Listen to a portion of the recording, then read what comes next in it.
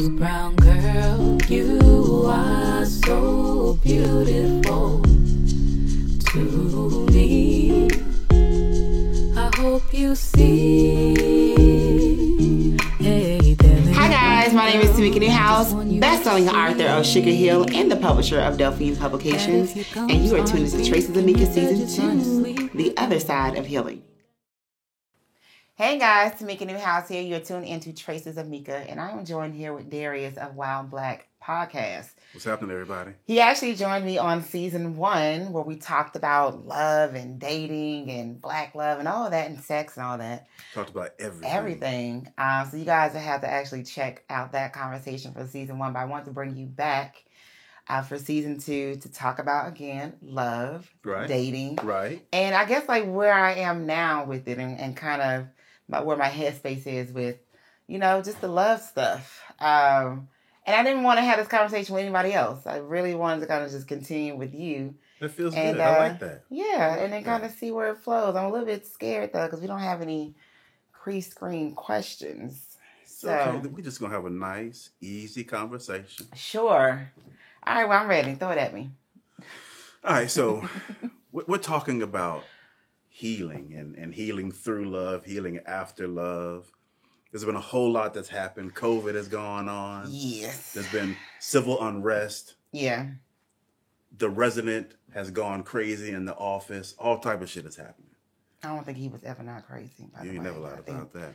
Trump is an interesting individual. So let's start with an easy thing, right? What has your love life been like since COVID happened? Well, my love life since COVID happened has been non-existent. I guess to say now I've been dating here and there from people who I've known. Right. But as far as it being love and it's right. passionate affair and right. No. All right, so you said love, you said passionate affair. Let's delineate, right? Oh yeah, because it's two. Yeah, let's delineate, right? Okay. You said love hasn't been what's really going on right now. No. But what about passion? What about sex? What about that stuff? What about the physical side of it? Not so much. Now, granted, you know, a little something was going on. You know, I'm not telling myself, but anyway, so It's a little bit of that going on. Think through what you say because these people watching. Right. But I mean, obviously dating while COVID was, especially during the lockdown. Right. I didn't see, I think, a human being for like 3 weeks because I really kind of just stayed in my home. My children were not with me in Georgia at the time. They were in Texas. So I really had like an empty nest. Right. And so I was just writing and creating. So good. I mean, it was good for a moment. And then I needed to hear some type of human voice. I needed to see some type of human face. So I went to Waffle House. Hey, went to Waffle House. It's definitely humans in there. Yeah, I saw a human being, got me some good food, and came on back home. And then I had a really good friend come out and visit me and spend like a whole week. And we had this, you know, fun time. We explored the trails and, you know, we went hiking and all that jazz. And that was a really good week. Male friend, female friend? A guy. Okay. I'm just saying, because you said passionate affair, so I'm just trying to make sure. Oh, no, but I had the last passionate affair. I walked away from that before COVID. Why? I was not receiving what I wanted. What were you not getting? Well, damn. Hey, I wasn't getting the experiences that I wanted. I think that when it comes to how I like to date and get to know somebody, right, it's by experiencing them. Right. You know, being entangled with them. Right. Okay, entanglement. I see you. Oh, yeah. Entangled. Trying, you know, new places to eat, exploring music and culture and things like that together. Right. Like having those conversations where we're laughing and you didn't know that before COVID, right? Yeah, I was in that before COVID. You know, and that was like the one person that I was really kind of wanting to do those things with. Right. Now, granted, I'm single now, and I have been single for all of my 30s because him and I still weren't together. Right. But I do these things by choice. Right. Not because I haven't been asked or the options aren't there. I'm just not technically interested or connected to anyone. Why? I'm in a different space now. I'm in a different headspace. What space is it that you're in that keeps you from being interested in anyone else? So I can make sure to avoid that space. Well, the space that I do not just want, you know, of course, bumping and grinding is one thing. Right. But again, I want to bump and grind and experience at the same time. And there are... You want there to be some deeper connection. Yeah. Okay. And it's not that I'm saying I want to fall in love because, oh, Lord, no. That's not something I really, really... You can connect without falling in love. I want to, right, but it's kind of interesting that guys, if they're going that route with a woman, they're caught up.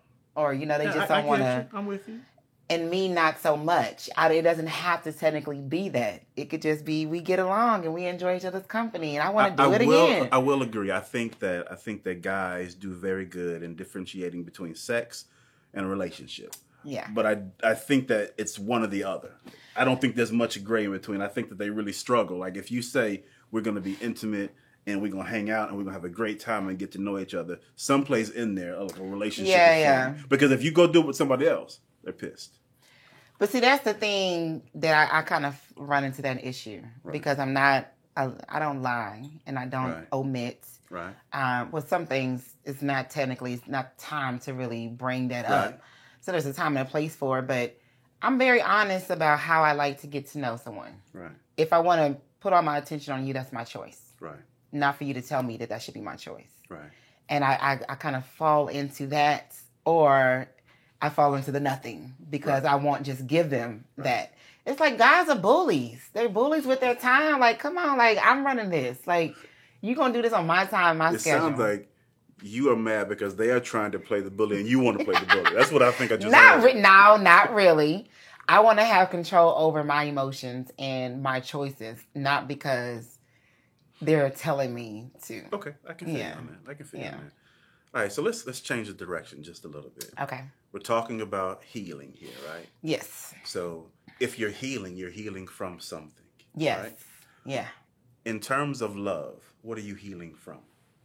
I'm healing from disappointment, but on both ends. What does that mean? I think that with having different conversations and spending time by myself, like saying no to things that I knew would not help advance me or would distract me. Right. And so I've been purposely single all of my 30s. I'm 34 now. Right. And my fear of taking someone seriously while I was in the process of healing, right. It terrified me. Right. To the point where I would kind of like, I would visibly sometimes get afraid or be like, no, I'm good. And it had nothing to do with the other person. It had everything to do with me. Right. And it came from a place of uncertainty. I was still sad and dealing with some things. And then also I was just really enjoying my space and my time. Right. I never took the time to just be in my space. Either I was dating somebody or I had multiple friends and situations and things going on. I'm always just kind of just mingling. Right. And, for a little while I kind of just chose not to. And then I kind of met somebody who sort of changed my mind. I was like, wait a minute, I may give them a little bit more of me. And that wasn't the right Is that the guy that you decided to break with right before COVID? Yeah. Okay. Yeah. So it sounds like you're healing from being single a little bit. Yes. Yeah. What is that? Like, where do you go from there? Like, if I'm healing from being single, does that mean that you're ready for another relationship? Does it mean there's a different level of healing that needs to happen? What does that mean?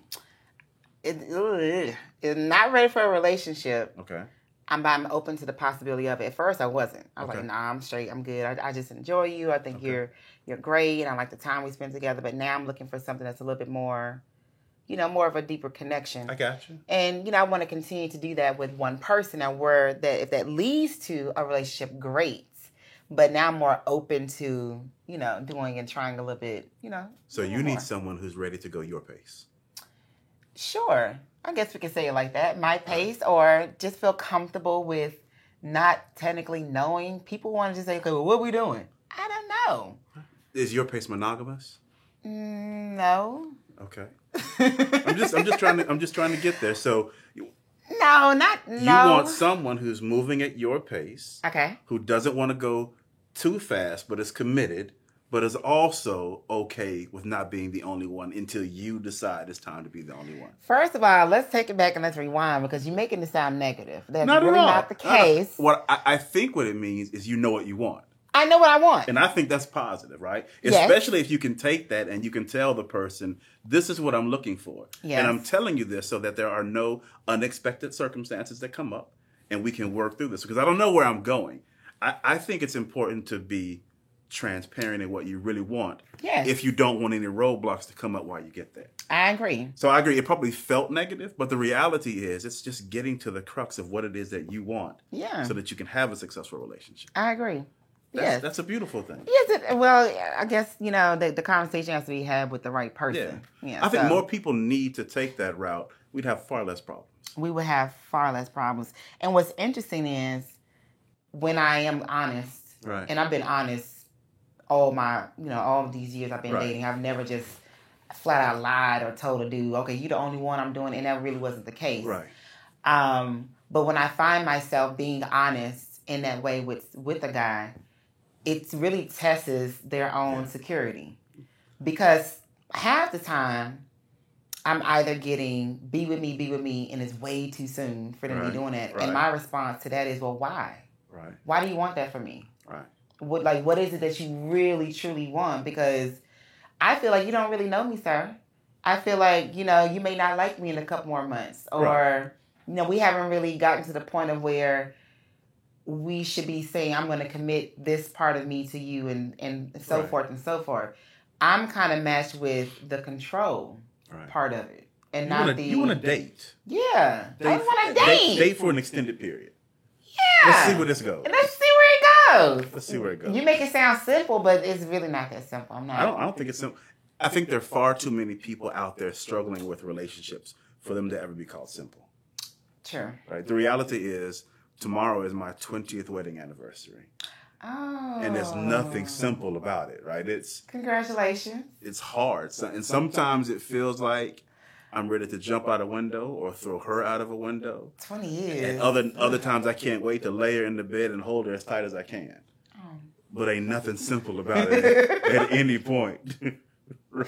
I get that part. I'm willing to, I think I'm in a space where I'm willing to care enough to try and to keep communicating. I think that says a lot. Yeah. That says a lot. At first I'm like, I don't care. So does Tamika see herself settling down and marrying? Absolutely. I absolutely do see myself marrying again. My first marriage was horrible. Right. I talk about in not season 1, but episode 1. My marriage actually ended when my husband was convicted of sexually assaulting another woman. Mm. And we went through, that was another betrayal. Tough place to be. Yeah. Yeah, I can only imagine that. So that was like a huge blow to my family dynamic. Right. And regardless of just him breaking the vows, but then he had to deal with this conviction and a lot of it was put on me as far as saving the family, carrying the family, keeping my children's emotions safe. Right. And in turn, I took on a lot of the heaviness. Right. I kind of feel like I was convicted. And I think that when I was moving forward and dating and getting to know people, that kind of played a part in it. Because I'm like, my husband at the time, I knew him since I was a child. Well, I mean, I was like 15 when we met. So there's a lot of complexity to that. Yeah. So for that to actually happen within my first marriage, nobody really kind of experienced that. Somebody cheat or y'all argued or they just they didn't have ambition. No, mine was, I really was like Kobe Bryant's wife. Standing there supporting him, making sure that he didn't fall. And I'm having to be like this strong person. Right. And not really technically judging him. I didn't leave his side when he was going through that. Right. I really kind of stayed there with him emotionally. And I think when I was moving forward past that, it was more so protecting my feelings and kind of controlling, how I wanted to kind of move through this thing. Because I see how y'all Negroes do. Look, so let's talk about that a little bit more, because I recognize your intention here is to not just talk about yourself, but to let the people consuming it, the people watching it, and the people listening you want them to learn how to heal too. You want them to Yes. get better at what they do. And you want them to learn from your experiences, right? Correct. And so you said a whole lot that happened in your first marriage. It's already tied to your episode number 1. Yeah. It's tied to an episode that's coming up that's going to be a roundtable with single women. Yes. Right? And so I think there's opportunity inside of the story you just told to talk about how you healed or how you're healing from that. Because as I listen to it, it sounds almost impossible to me, right? To go from a relationship with someone that you loved enough to marry, someone that you had a relationship with prior to that you knew well, Yeah. and then from him to not only cheat on you, but to do so in a way in which he took someone else's rights away and he created a victim, right? Yeah. So there's a lot to hang on lot to. going And then you on. had a child, right? Yeah. We have 2. So there's a lot to hold on to in that. Yeah. How did you get through that? Because I don't know if there's someone listening or watching who went through that exact same thing, but I know there are people who have gone through aspects of that. There's someone who just found out that their husband cheated yesterday, right? Right. They're watching this and they're probably in tears watching you talk about it. How did you get through that? To be honest, I think my biggest mistake was being the fixer and being the savior. Right. So I found myself being there for him more so than him being there for me. I'm Right. the one that, you Right. you broke down our family and Right. our dynamic, and you broke our vows. It was just. So all the pressure is now on you. Yeah, so it was now on me. So, and with my children being so young, I didn't, reveal to them what their dad was going through. My son was like 3, my daughter was like 7. Right. What am I really supposed to tell my children? Right. And so I went through a series of a cycle of hate from all 3 of them. Because the truth really was not technically revealed. And when you say hate, you mean them hating you. Yeah. Gotcha. My children hated me. And then when I stopped helping him, my ex-husband, and trying, basically forcing him to kind of, okay, now get on up out of here. Right. Fly on your own. It's time for us to really kind of separate. You good now. You had enough time to kind of figure out what you need to do. When I started saying no, that's when, his hate really kind of started manifesting. Right. So he did wrong. Yeah. You stayed and helped, and he got angry when you said the help was over with. Yes. Wow. I want to say, Yeah. audacity is the word that comes to mind. Yeah. Like the audacity of him. Yeah. I've only had my circle is a bubble. Right. And so they experienced me kind of go through these different things with him and the manipulation that he would do between the children to play the children against me so that I could just allow him to come back into our home so that he Right. could have a place to stay. And Right. I dealt with a lot of that. And so my advice to women is when you're going through betrayal and you have children involved, it is okay to say no or to step away from these situations, because the longer that you allow that person to kind of just get over or not even hold them accountable for the things they've done, they begin to develop this illusion Right. that you owe them these things, that they have a right to your space. Right. And you begin to kind of lose yourself in that. I lost myself a lot in trying to protect my children's emotion. Right. And then wanting him, to still be able to see and talk to his children. I was like the last one thought of in that situation all across the board. And then my children, they were so young, and because daddy wasn't around anymore, they let me know that they hated that fact in the worst way. So I dealt with a lot, and it's different with your children. You don't really not supposed to tell your children, oh, you hurt my feelings, you did this, you did Right. that. So I went years just taking the things that my children would do. And so now we have this weird dynamic as well. And use me as an example of just don't do that. Don't. Just your feelings matter. How you feel matter. You should really say something, separate yourself from that, and go through the process of that breakaway. Right. So It's a someone process watching for that. now may be wondering, it's great to hear, prioritize yourself, right? It's great to hear, listen, and react to your feelings. But what does that application look like? How do they physically do that when they're watching their babies cry because daddy's not in the house anymore, or they're watching the reaction when mom and dad are arguing, or when you feel like crying or screaming, but you still got to keep it together so they're okay? How do you work through that? What are the steps? So for me, my steps that I took was I have a counselor, a therapist for like 6 years now. And I go I hope everyone has one of those. We all need Yeah, we all just so actually need one. It's for me, I feel like going to my therapist is like me taking my weekly shower. Or I'm going to do my weekly massage. I'm about to go heal and feed my brain. I'm about to purge some energy and get some understanding, some unbiased, advice. Mm-hmm. And that in itself helped me. Right. I also had my close circle of friends who I didn't mind allowing to see those vulnerable spaces. Right.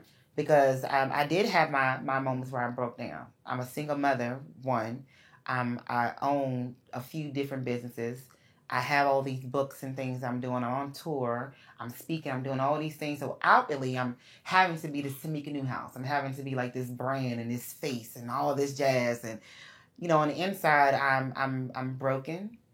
I'm exhausted. I'm frustrated, and I want to kind of break free of that. And the only way for me to truly do that was to start talking about it. And talking about it helped me gain some understanding on the ways I was raised, the way I choose to love, the way I choose to communicate. And I started identifying the parts that I did wrong. Ooh, I should never did that part. Oh, I maybe should have did this another way. Or just taking accountability. Because I think when you go through that healing process, you can't go pointing the fingers of what everybody else did to you. Right. Granted, yes, people are going to do things to you, but what did you do in some of these situations along the way? How could have you been a better you? And so that's basically where I'm at now is identifying those spaces where I could have been better. I could have been stronger. Of course, I'm not made of steel. So I had my moments where I was depressed. I didn't want to get out of bed. I was sad. I was frustrated. I had to go through that and allowed me to feel those feelings. When you don't allow yourself to feel the hurt, to feel the pain, you're going to start walking around with it. Like you're going to be mean and short with folks. And it's in you. It's in your spirit and your aura. And you got to get that. You have to purge and get it out. So you're saying don't accept fault. Like don't put fault on yourself, but recognize your missteps. Exactly. Because we're not perfect. Right. I mean, because we all, no matter the situation, we all play a role in it, whether it's how we react to something or the energy we bring to something. So be realistic in your role so that you can be better. Yep. Did it work? Don't answer that, right? How long did it take for it to begin working? Because I have a feeling this is a process that's still probably That's a good question. Because people be like, well, how long am I going to be in this?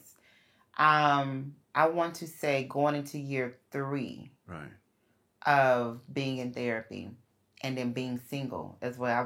This is being with no one. That's when I began to communicate better. And this is a weird space where people don't quite understand. I learned to really love and communicate by actually loving and communicating with a woman, not with a man, and not in a sexual way either. It was more so a woman allowed me or gave me the space where I felt safe. She allowed me to cry with her, to vent with her. She allowed me to be my ratchet self, my ghetto self. I could reveal all my different secrets. And this is someone who I've known before we got really close. I knew maybe 6-7 years. And then there was a process to us gaining this closeness. Right. And she was willing to be open and vulnerable. And, we cry together. We hustle together. We like that. We call each other yin and yang because it's kind of like, that's my... Like my twin, almost. Is she still in your life today? Yeah. Good. Oh, definitely. That's for a lifetime. So it's through her and through that friendship, I understood how I can do it better. Because I began to pay attention to her. The things that she likes, the things that she doesn't like, how, she starts her day. Like I began to kind of pick up on those things. I hadn't done it for anybody in a long time. In a long, long time to where I really kind of understood them and I cared enough. I knew how they like their coffee. I like some of the things they like to, eat and, their favorite colors. And, guys really just got the surface with me. And she got all of me. I mean, because if you think about it, if you're hurt from love and trying to heal, love still has to be an important part of what you're doing. You can't repair that in a void of love. right? It has to be there, Yeah. and it has to be there in the capacity in which you feel safe. So, like, I think a good friend is supposed to play that role. Yeah. Right. I didn't know that. But all But friends can't she play showed that me role. that. No, also I have different. I require something different of all my friends. Yeah. I don't treat them all the same. Right. They all don't get the same me. They all do a different thing Yeah, for they you. all And you do a different different thing for thing. them. Yeah. Yeah. And I had to, like, my close family that I grew up with are either dead and gone, or they're back in Texas. I don't have anybody here. Right. So I actually had to build my family and build the type of people or the space that I wanted. And it took time, folks. Yeah. It took years. It's not a quick But process. the thing about it, I went through the process. I Right. went through, and it's kind of like when you go get saved and they call you backslide. You don't immediately just become something new. Right. And, you just immediately just, have these new habits and the old you just washed away. It's a process. So I went through the process and I'm still going through the process. I think I'm now just in a space where I want to put those things I've learned and put it, to the test. I want to try it, try with So something new. what does that mean, and what does it look like?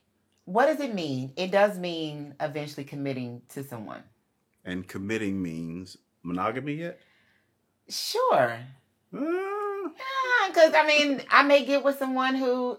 Okay, so monogamy is... I think monogamy is defined by yeah, you yeah, and your by partner. what, Right. by me and by me and that partner. So I don't look at monogamy as just One-on-one. one-on-one. Right. Like, It's whatever's acceptable, whatever's accepted in the in that boundaries of space. our relationship. I agree with that. So I'm going to communicate with them the things I like to do, and then hopefully they're open to communicate those things to me, and then we will discover our monogamy. So I sat down and had a super interesting interview with a man, his wife, and their girlfriend. Okay. And they considered their relationship monogamous. Monogamous, Which yeah. made sense because they defined it as such. Yep. And if anyone strayed from the three of them, there was a problem. There was a problem, But right? that relationship structure worked for them. It's all about honesty and communication. Right. So, For me, I would be dead. My wife is not going for that. Well, see, you got to be matched. Yeah, it got to be, everybody has to be on the same page. Yeah. It can be, I like to do these things, so now I need you to like them too. Yeah. It can't really be that way. So that person has to really actually want the same things that you want. Yeah. That's kind of hard to come by. So. Right. So, yeah. All right, so we're going to go back. Okay. The guy you cut things off with before COVID started, right? The guy, because you didn't get the experiences you needed from him. Correct. Was that the only thing that happened there? And would you ever consider going back? Because you're still changing and you're still becoming a different person, right? Is there still room for him, or is there something else that you need that he just cannot provide? There is still room for him and someone like him. Okay. It may not be him, specifically, but if it was him, I would absolutely love that. But we were just not in the same space as far as emotionally, as far as definitely emotion. That's the number one thing. And then physically, like he was transitioning out of some things. And I've been to that in that space where I'm transitioning out of this person, this situation. I need to get my space a little bit together. And he didn't technically want to do that in the beginning. He kind of wanted to just jump from that and tell me, okay, come over here with me now. I really didn't want to do that because I know how that is when you haven't quite healed. Right. And you haven't been in your own space and you haven't made your own mistakes and you don't really know what it is that you kind of want to do moving forward. I'm a very, very fragile person when it comes to the people I love and care about. Right. And I know that certain things can trigger, my depression and my bipolarism, my peace. I try to really kind of be very strategic with the people I allow in my space now. Right. So because I felt that he wasn't quite healed and quite ready to match me the level I wanted, I said no to the type of relationship that he wanted because I knew that it was going to eventually break me. That's smart. You have to watch out for yourself. Yeah. So which is something you learned from the first. That's marriage. what I learned. Yeah. See? Yeah. That healing part. Like you don't Absolutely. never know until you got to go through the healing part. And it sucks. It sucked telling him no, because I really, really, I would have loved to just go to an extra level with him, but it wasn't the time. Right. And because I said no, he took it as sort of rejection. Right. And then our dynamic was really never the same. I really wanted us to kind of just keep growing and keep getting to know each other. And I'm not going anywhere. At this point, I didn't even desire anybody else. But that really did not make him feel secure with me. So at the end of the day, I became the person that he didn't technically want. So yeah, I got you. Yeah. So I'm going to shift gears again. You mentioned depression, bipolar, mental illness, right? Yeah. So 1 in 4 people deal with some level of mental illness. Right. And I think it's 1 in 12 deal with severe, right? It's all through my family, so I'm very familiar with the statistics. And I think that's a topic that is highly related to love because it's about self-love and how you exist in a relationship. So let's talk about that for a moment, right? Knowing that 1 in 4, that means at least 25% of the people who are watching this manage through some version of that, right? Yeah. So let's talk about it inside of a relationship, right? When you talk about bipolarism, you talk about depression, those are things that surface inside of a relationship. Mm-hmm. And when you're with someone, it is truly hard to cover those for long. Yes, this is true. Right. So your advice to the men or women watching who deal with that, how do you manage that inside of a relationship with someone new? At what point do you tell them? How do you work through them as they ask their questions? Because what I will say is, I think I am educated on the space because they're people that I truly love who deal with mental illness. So I've been forced to be educated. Right. I think the majority of the world is uneducated. Yeah. And they run from it. It's taboo and they're scared. And I think people just think that, you're just probably just sad, or sometimes you're just everybody upset. has bad days. Yeah, everybody has bad days. That's not really the case, though. Right. So just, I guess, to break it down in layman terms, there are moments where I'm just really, really sad. Right. And I can't get out of it. Right. There's nothing for me to technically do. Right. But to and nothing, there may not be a catalyst, right? Nothing might not have happened. Nothing happens. Right. Yeah, nothing happens. Nothing may have triggered it either. Right. It really is something within me where I feel this way. Right. And it's very, very, very heavy. Right. I've gotten to the point now because I've had, these conversations of healing with my therapist. Right. Where I know and I've identified my triggers. Right. I also have identified self-care measures. Right. I have different tactics that I tap into to help get me out of that space. But it's going to happen continuously. It's going to happen to the day I die. Yep. I just get better with it. It's kind of like if I was a natural-born singer. Right. I will work with a vocal coach to keep perfecting my voice and get better at it. Right. So I just have to keep working at, my mental illness and my brain, how it functions, and, it will get better, but it will not go away. How does it work with a partner? Because what I will say is, I won't say men, but in my mind, good men have a tendency to want to help. And what I know happens in mental illness is there's often nothing that person can truly do to help, which can make them feel some kind of way while you already feel some kind of way, and create this void between the two that really shouldn't be there because you technically need each other more than ever in that moment. How do you advise someone manage a relationship when they're dealing with that? Well, I've only tried to date, which is recent with this recent person, with openly accepting my mental illness. Before then, I was still I was not technically in it and not even doing the healing process. Right. And my last committed relationship was at 27, 28. Ugh, that's a long time ago. So with how I approached it with this guy, because, I was like, okay, this is going to be the first person I tell. And I'm going to try to go about this way. Now, this is my first one, so I do not know how to technically do it other than just communicate it verbally. Right. So I had let him know. I'm not like my sadness isn't a regular sadness. When I get upset is not a regular upset. So sometimes when I don't communicate or say this and I'm pulling back, it's because I'm controlling that part of me that can blow up and I can become the Hulk, or I can become like a turtle and go into my shell. So I communicated some of my behaviors and some of my triggers to him. His response was, he wanted to save me. Yeah, now, granted, he's a good guy. Like, you're a good dude. I mean, I think people have the best of intentions. Yeah, but they don't understand it. They don't understand it. Yeah. And so, for me, I knew that wasn't the right route for me. Because my friend said, don't save me, support me. Yeah. because I can't be saved. Yeah. And then he wanted to uproot me out of my comfort zone, which was my space, and go with him. And I was like, just only gonna make it no, because I don't know your patterns and your habits. I don't know how you are when you're moody, Right. and vice versa. Right. And this is my safe space. Right. Let's kind of just, let me come over here a couple of days. You come over here a couple of days, and let's kind of coexist Right. in our own spaces first before we do something that's so permanent. Right. Dudes with their control again. He didn't want that. So I was like, oh gosh. So I still said no because I knew that I just chose me. Yeah. I just chose me at the end of the day. And Which is what you have to. it's, it's unfortunate because he would have got the best parts of me. Right. I felt like, yeah. And I don't want to go too much deeper in that because you're doing an episode on mental illness as well, right? Yes. So listen, folks, make sure you pay attention to that episode that's coming up. When is that one coming up? About 2 more weeks. Okay. So 2 more Make sure you episodes pay after this attention. one. It's a personal thing, so it's important. But Yeah. that aside, and we've talked about Tamika as she's been hurt, as she's healed.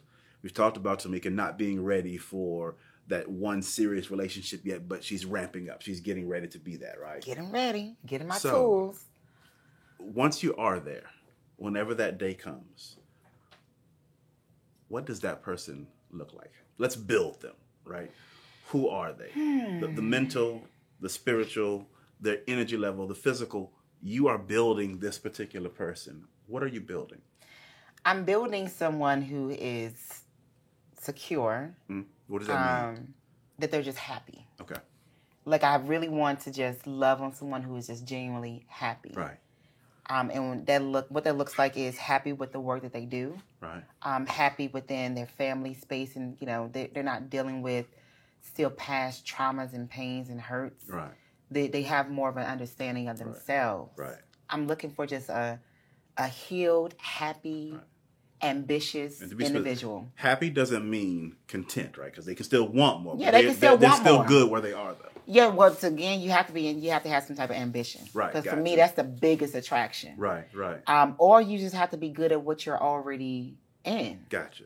But you can't just be in something and you don't like it, or you complain about it. You can't be coming out of something. Right. And it was just like this horrible experience for you. I just want to connect with someone who is healed, happy, and secure and ambitious. Okay. So they could be short, secure, ambitious. Right. They could be short, tall, fat, slim, dark, light. My attraction is those characteristics, not technically the physical. I got you. Yeah. Do you think that's hard to find? Yes. And the reason why I feel like it's hard to find is because people, I've learned my ex says it best. People will be people. People are people. That's so true. And I had to learn that in every way. And not just in love, but in family and business, even with my own children. So within parenting, with your siblings, I just had to learn that people will be people. Yeah. And the only way for me to really fully enjoy people is for me to be myself. Right. With whomever I'm with. Right. Like, no holding back who I am, no omitting who I am. Like, when they really fully know me, right, they're able to then kind of be themselves. Right. And then we will discover within that space if we work. If we don't, it's not the end of the world. Now, I had some of my closest friends are actually former flames. We figured out we ain't good in that space. Right. But we're great in other areas. Do they ever try to dip back in? Of course. Sometimes I do too. I mean, I'm just saying, I'm still single.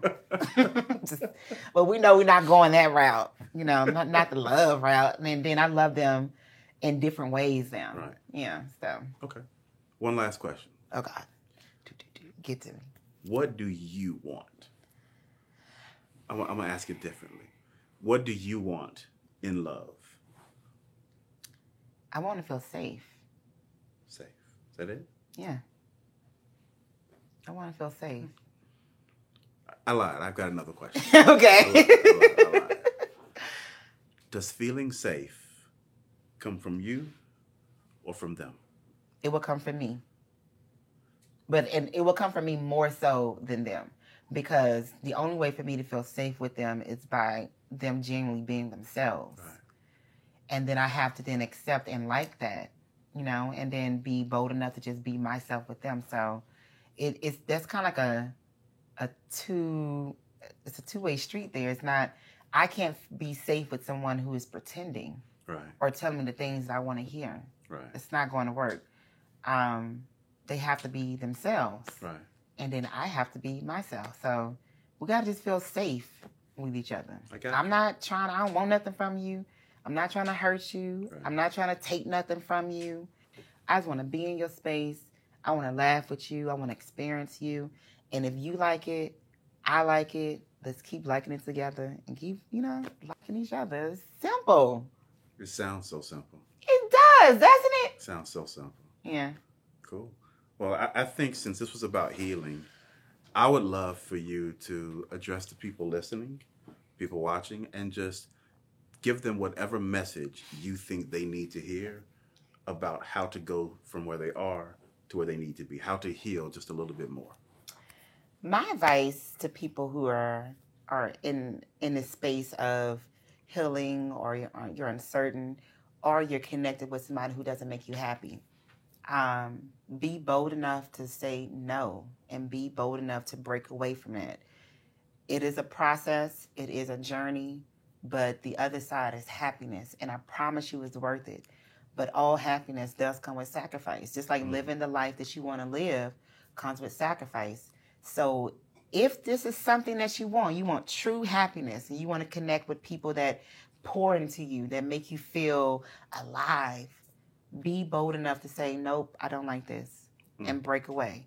And you go through the process. You're going to backslide. You're going to go back to them a couple times. It's a given. We do that 80% of the time. But you're human. Pick yourself up, keep going, but focus on the goal and the things and the situations that are going to make you happy, period. I love that. Be bold, break away, and choose you. Yep. I love it. I like that. Be bold, break away, and choose you. I like that. Well, Tamika, thank you for letting me have this time and space. Thank you again for having this conversation with me. Yeah. Anytime. I love it. This will be great. So hopefully next season I'll be talking about a new girl. I just want you to know that your hair and your lips and your skin, melanin, it's all beautiful. Hey there, little brown girl. I just want you